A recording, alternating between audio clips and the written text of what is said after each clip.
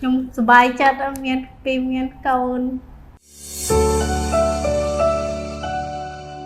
ខ្ញុំឈ្មោះសុងសុភ័ក្រខ្ញុំមានបញ្ហា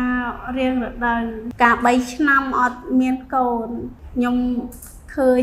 ពេទ្យបងនៅតាមเพจតែពេលខ្ញុំឃើញទៅខ្ញុំនាំប្តីមកព្យាបាលនៅពេទ្យនឹងព្យាបាលរយៈពេល3ខែទៅ6ខែខ្ញុំសប្បាយចិត្តមានពីមានកូនមានដូចបំណងផ្ដាំផ្ញើទៅអ្នកដែលអត់ទាន់មានកូននេះអាចព្យាបាលនៅពេទ្យពិនិត្យរូបស្ត្រីនឹងបានមានកូនពិតមែនសូមឲ្យបងប្អូនដែលមកព្យាបាលនៅកន្លែងអ្នកគ្រូឲ្យគាត់នៅព្យាយាមបន្តទៀតទៅមានបន្តទៀតនឹងមានហើយដូចខ្ញុំអញ្ចឹងចាខ្ញុំអរគុណដល់អ្នកគ្រូទាំងអស់ដែលមើលយកចិត្តទុកដាក់ជាមួយខ្ញុំអរគុណច្រើន